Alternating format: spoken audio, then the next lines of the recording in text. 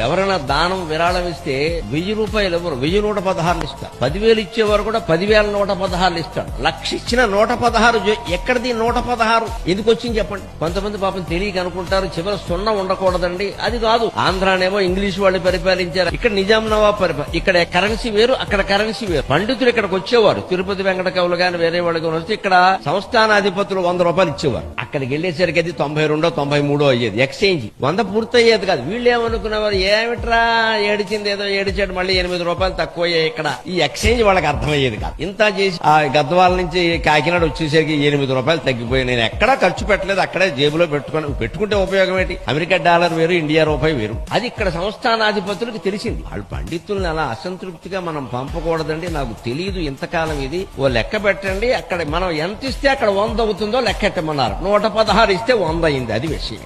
116 సంభావన అనేది అక్కడి నుంచి